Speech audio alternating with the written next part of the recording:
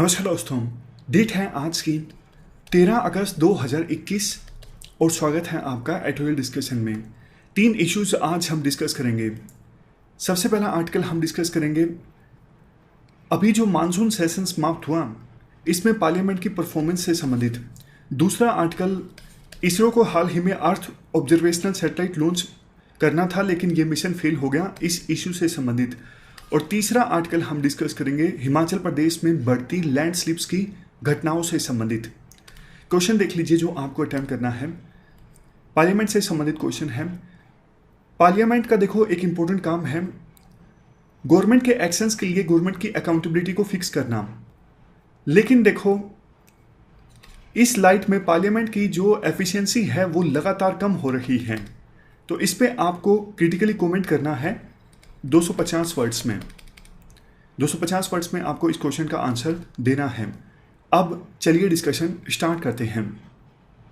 First important article, हाल ही में समाप्त हुए पार्लियामेंट के मानसून सेशन की परफॉर्मेंस से संबंधित है।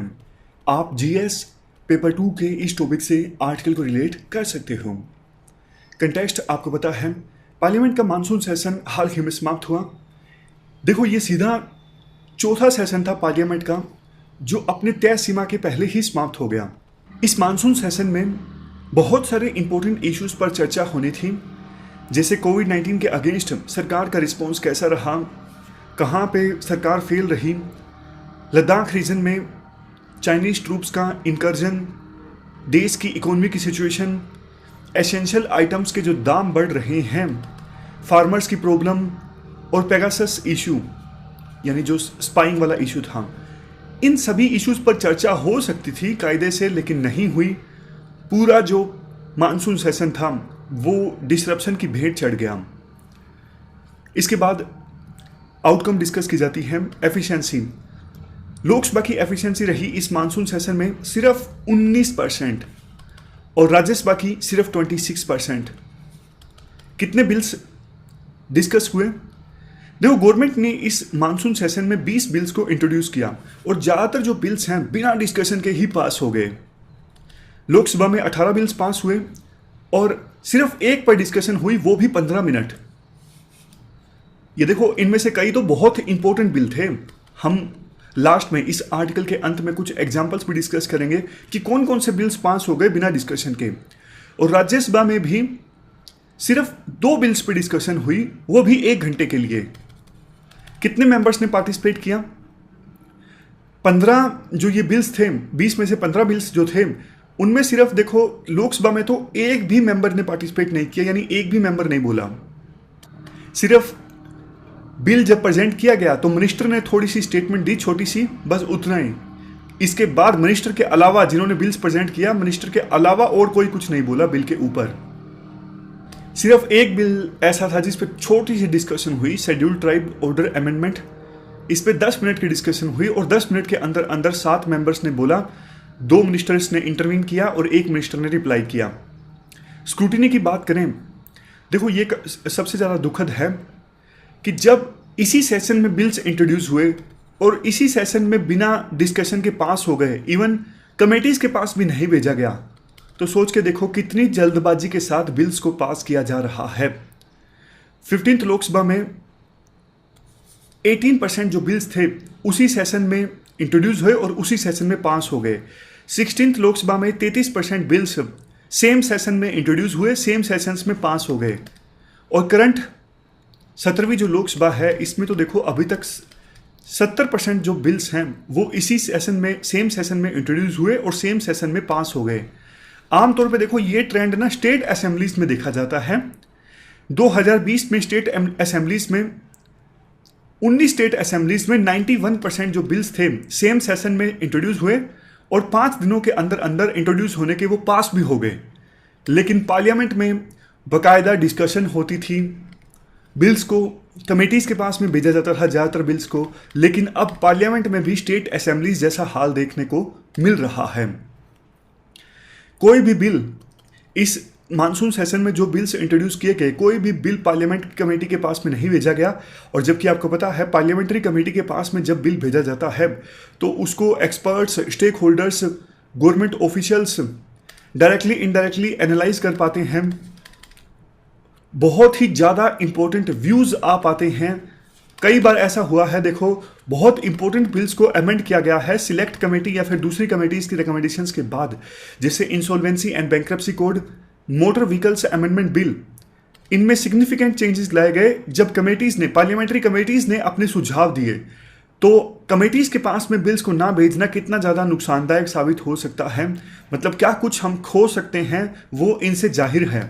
लेकिन पार्लियामेंट्री कमेटीज़ के पास बिल्स भेजे ही नहीं जा रहे हैं, जल्दबाजी में पास हो रहे हैं। 15th लोकसभा में 71% बिल्स को पार्लियामेंट्री कमेटीज़ के पास भेजा गया था, 16th लोकसभा में 27% बिल्स को, और करंट लोकसभा में यानी 17वीं लोकसभा में सिर्फ 12% बिल्स को पार्लियामेंट्री कमेटीज़ के पास भेजा गया है। लास्ट में अब कुछ ऐसे बिल्स की बात की जाती है जो इस सेशन में पास हो गए। सबसे पहले इंपॉर्टेंट बिल है 127 कॉन्स्टिट्यूशनल अमेंडमेंट बिल। आपको याद होगा कुछ दिनों पहले सुप्रीम कोर्ट का एक जजमेंट आया था ओबीसी रिजर्वेशन से संबंधित, जिसमें सुप्रीम कोर्ट ने कहा था कि प्रेसिडेंट के पास 102वीं कॉन्स्टिट्यूशनल अमेंडमेंट के बाद प्रेसिडेंट के पास पावर्स हैं socially and educationally backward classes को आइडेंटिफाई करने की, और इसमें स्टेट का कोई रोल नहीं है। तो सुप्रीम कोर्ट की इस इंटरप्रिटेशन को नलीफाई करने के लिए ये 127th constitutional amendment bill pass हुआ, जिसमें स्टेट्स को पावर दी गई है, स्टेट्स के पास पावर्स हैं अपने अपने स्टेट में अदर बैकवर्ड क्लासेस को आइडेंटिफाई करने की। मतलब सुप्रीम कोर्ट ने अपनी जजमेंट में जो इंटरप्रेट किया था ना कि स्टेट के पास पावर्स नहीं है ओबीसी को आइडेंटिफाई करने की, उस इंटरप्रिटेशन को नलीफाई करने के लिए ये 127 कॉन्स्टिट्यूशनल अमेंडमेंट बिल पास हुआ, जिसमें स्टेट्स को पावर दी गई है, स्टेट के पास पावर्स हैं ओबीसी यानी अदर बैकवर्ड क्लासेस को आइडेंटिफाई करने की, ताकि उन्हें रिजर्वेशन दिया जा सके। नेक्स्ट, इनकम टैक्स एक्ट से संबंधित जो अमेंडमेंट पास हुआ वो तो आपको पता ही है। 2012 में जो रिट्रोस्पेक्टिव टैक्स आया था उसे नलीफाई करने के लिए ये अमेंडमेंट बिल पास हुआ है। इसके बाद नेक्स्ट है deposit insurance and credit guarantee. इसमें क्या है, मान लीजिए आपके किसी बैंक में पैसा जमा है और वो बैंक डूब जाता है, तो गारंटी इस एक्ट के तहत मिलती है कि आपको 5 लाख रुपए तो मिलेंगे ही जितने आपके जमा हैं। मान लीजिए 10 लाख जमा है तो 5 लाख तो आपको वापस मिलेंगे ही मिलेंगे, उससे ज़्यादा नहीं मिलेंगे क्योंकि लिमिट 5 लाख तक की है। अब इसमें एक अमेंडमेंट ये की गई है सरकार के द्वारा कि मान लीजिए आरबीआई मोराटोरियम लगा देती है कि ये बैंक फेल हो गया है, मतलब आरबीआई ने मोराटोरियम लगा दिया कि येस बैंक फॉर एग्जांपल हालत खस्ता चल रही है कि येस बैंक के खाते से आप 25,000 से ज़्यादा पैसे नहीं निकाल सकते एक महीने में, या फिर 35,000 से ज़्यादा नहीं निकाल सकते। तो अमेंडमेंट ये की गई है कि इस एक्ट के तहत जो 5 लाख तक की लिमिट है ना, 90 दिनों के अंदर अंदर खाता धारक को यानी अकाउंट होल्डर को ये 5 लाख तक की रकम मिलेगी। इससे जो अकाउंट होल्डर्स का जो विश्वास है बैंकों में वो कम नहीं होगा। अदरवाइज हाल फिलहाल में काफ़ी सारे जो बैंक्स हैं वो फेल हुए हैं। देखा गया है कि अब लोग पहले के अपेक्षा कर थोड़ा डर रहे थे बैंकों में पैसा जमा करवाने से, तो ये सरकार के द्वारा भरोसा दिलवाया गया है। एक तो 5 लाख रुपए तक का आपका जो पैसा है वो सेफ है। दूसरा, अगर मोराटोरियम यानी कंडीशंस रिस्ट्रिक्शंस कुछ आरबीआई ने लगाई है तो इंटरिम अमाउंट आपको 90 दिनों के अंदर अंदर मिलेगा, यानी 5 लाख तक की जो रकम है आपको 90 दिनों के अंदर अंदर मिलेगी। Next, general insurance business nationalisation act, इसको भी अमेंड किया गया। अब अमेंडमेंट के बाद गवर्नमेंट अपनी शेयर होल्डिंग जो है जनरल इंश्योरेंस कंपनीज में वो 51% से नीचे ले जा सकती हैं। Next, tribunal reforms bill. अब ट्रिब्यूनल्स में रिफॉर्म्स लाने के लिए ऑर्डिनेंस तो देखो पहले आ चुका था, अब बिल भी पास हो गया है।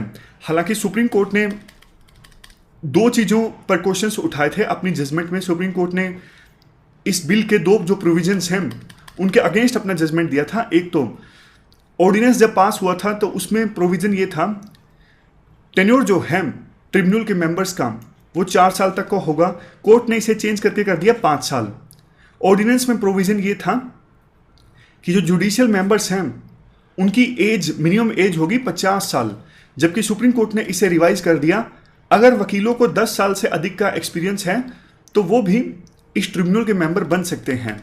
हालांकि देखो अभी जो बिल पास हुआ है वो फिर से सुप्रीम कोर्ट की इन 2 जो प्रोविजंस हैं उनको नलीफाई करता है।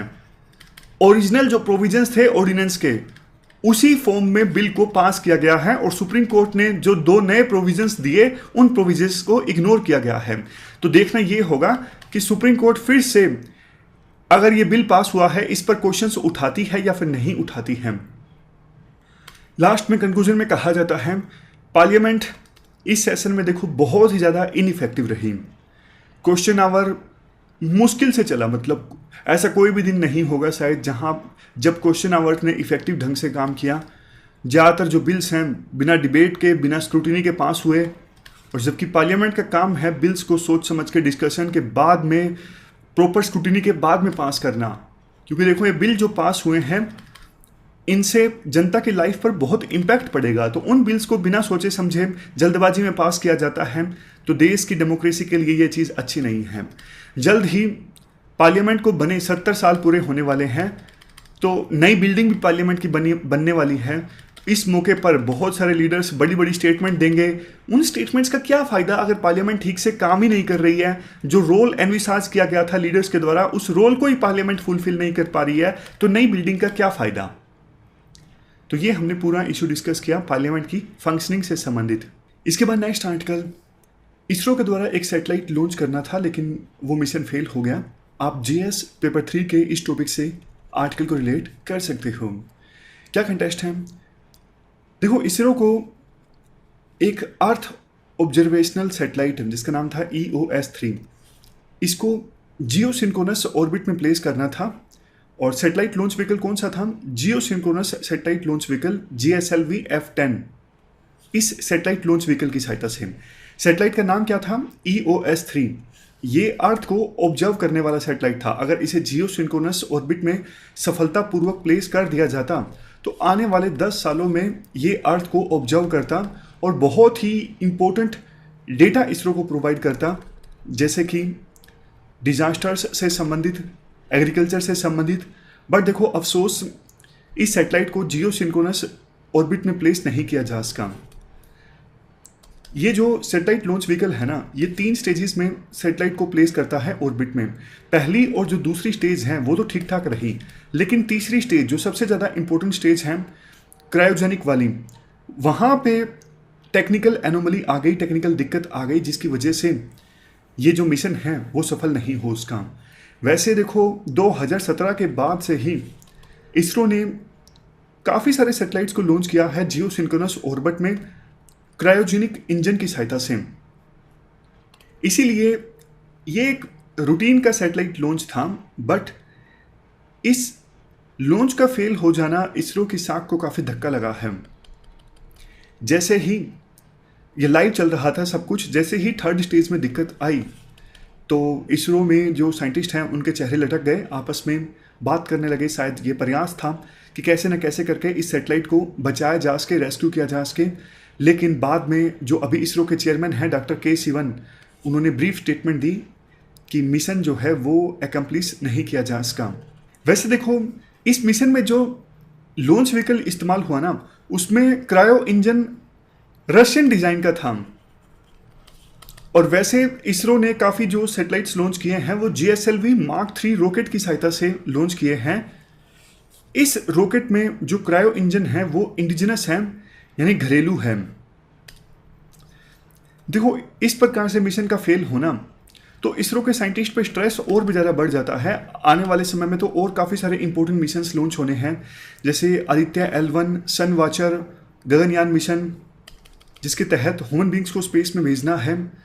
तो इन सब मिशंस को सफल बनाने के लिए स्ट्रेस इसरो साइंटिस्ट पे और भी ज़्यादा आ जाता है। अब आने वाले दिनों में इसरो इस मिशन के फेल होने के जो रीजंस है उनको छुपाएगी, लेकिन राइटर ये सजेस्ट करते हैं, देखो स्टेक्स हाई हैं, काफ़ी पैसा लगता है एक सैटेलाइट के लॉन्च होने में, और लोग गर्व भी महसूस करते हैं, प्राउड फील करते हैं जब इसरो सफलतापूर्वक सैटेलाइट लॉन्च करता है। तो इसरो अब लाइमलाइट से भाग नहीं सकती।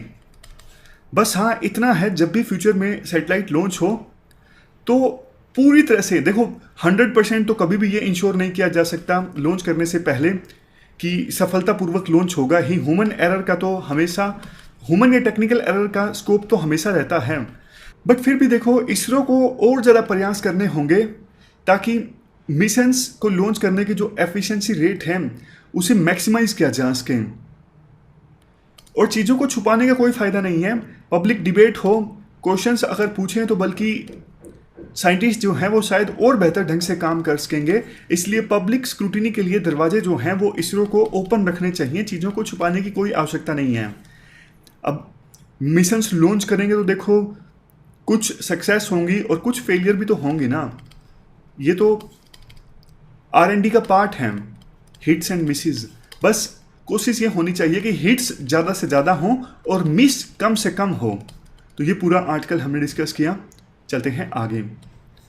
अगला आर्टिकल देखो, हिमाचल प्रदेश में लगातार जो लैंडस्लाइड्स की घटनाएं हो रही हैं उससे संबंधित है। आप GS पेपर 3 के इस टॉपिक से आर्टिकल को रिलेट कर सकते हो। देखो कुछ दिनों पहले हमने लैंडस्लाइड्स के इशू को डिटेल से डिस्कस किया था कि लैंडस्लाइड्स हिमाचल प्रदेश में क्यों बढ़ रहे हैं। काफ़ी सारे रीजन्स हमने डिस्कस किए थे। जैसे हिमाचल प्रदेश में मतलब जो हिमालयस है वो रिलेटिवली देखो यंग पर्वत श्रृंखला है, यंग माउंटेन रेंज है जो धीरे धीरे अभी भी शेप ले रही है, बहुत धीरे लेकिन शेप ले रही है। उसमें बहुत बड़ा कंस्ट्रक्शन होता है, बड़े बड़े रोड्स बनाए जाते हैं, डैम्स बनाए जाते हैं। डैम अगर आप बनाओगे तो देखो पहाड़ को काटना भी पड़ता है, उसके लिए ब्लास्ट करना पड़ता है। तो इससे जो इकोसिस्टम है हिमालयस में वो और भी ज़्यादा फ्रेजाइल हो जाता है, जिसका नतीजा ये निकलता है कि या तो देखो रोड पे पहाड़ों से बड़े बड़े चट्टान या फिर पत्थर के टुकड़े निकलते रहते हैं, या फिर पूरे के पूरे जो रोड हैं वही बह जाते हैं, पूरा का पूरा जो पहाड़ है वही खिसक जाता है। हमने ये सारे पॉइंट्स लैंडस्लाइड वाले आर्टिकल में डिस्कस किए थे। अभी देखो रिसेंट में ये हुआ है किन्नौर डिस्ट्रिक्ट जो है हिमाचल प्रदेश का, इसमें लैंडस्लिप हो गया। अभी तक 14 लोगों की मरने की खबर है, लेकिन ये जो नंबर है वो बड़ा हो सकता है क्योंकि हादसे का शिकार एक स्टेट ट्रांसपोर्ट कॉरपोरेशन की बस भी हुई, तो मरने वाले लोगों की संख्या बढ़ सकती है। नेशनल हाईवे नंबर 5 पर यह हादसा हुआ। तो कई सारी जो रेस्क्यू एजेंसीज हैं जैसे ITBP, national and state disaster response force, ये प्रयास कर रही हैं कि जो सर्वाइवर्स हैं उन्हें जल्द से जल्द रेस्क्यू किया जा सके। बट देखो क्लाइमेट चेंज की घटनाओं के कारण अब जैसा आपको पता है कम समय में एकदम से ज़्यादा बारिश हो जाती है, क्लाउड फटने की घटनाएं ज़्यादा हो रही हैं। तो ये लैंडस्लाइड्स वाली घटनाएं भी कुछ ज़्यादा ही बढ़ गई हैं। Landslide hazard zonation map of India के अनुसार हिमाचल प्रदेश का 70% जो एरिया है वो हाई रिस्क जोन में आता है, जबकि 14% जो एरिया है वो severe to very high risk zone में आता है। इसके अलावा देखो अर्थक्वेक की संभावना के आधार पर देखें तो हिमाचल प्रदेश का 32% जो एरिया है वो हाई डैमेज रिस्क जोन में आता है। बावजूद इसके बड़े स्केल पे डैम्स और हाइड्रो पावर प्रोजेक्ट्स इस्टेब्लिश किए गए हैं, जिनको इस्टेब्लिश करने के लिए चट्टान में ब्लास्ट करना पड़ता है, पेड़ों को काटना पड़ता है और बहुत सारे स्पेस को उसके अंदर पानी जमा करना पड़ता है, जिसकी वजह से जैसा हमने डिस्कस किया जो इकोसिस्टम है हिमालयन रीजन का वो और भी ज़्यादा फ्रेजाइल हो गया है। लास्ट में कंक्लूजन में कहा जाता है देखो ऑलमोस्ट 10 साल पहले national action plan on climate change publish किया गया था, जिसमें स्टेट्स ने कुछ हैजार्ड्स को आइडेंटिफाई किया था और लॉन्ग टर्म मेजर्स अपनाने की बात कही थी स्टेट ने, ताकि इस प्रकार की जो लैंडस्लाइड्स या फिर दूसरे जो हैजार्ड्स हैं, डिजास्टर्स हैं, वो स्टेट में ना आए। बट देखो अभी प्लान को अपडेट करने की आवश्यकता है। अगर जिस प्रकार से डेवलपमेंट चल रहा है उसी प्रकार से डेवलपमेंट चलता रहा तो फ्यूचर में इस प्रकार की जो घटनाएं हैं वो और भी ज़्यादा बढ़ेंगी। इसलिए स्टेटस को चेंज करने की आवश्यकता है और हिमाचल प्रदेश को डेवलपमेंट का ऐसा मॉडल अपनाने की आवश्यकता है जिससे इन्वायरमेंट को नुकसान ना पहुंचे और जो डेवलपमेंट आए वो सस्टेनेबल हो। तो ये पूरा आर्टिकल हमने डिस्कस किया हिमाचल प्रदेश में लैंडस्लाइड्स की बढ़ती घटनाओं से संबंधित। हमारी आज की इस डिस्कशन में इतना ही है। आज हमने 3 इश्यूज़ को डिटेल से डिस्कस किया। Thank you very much for discussion.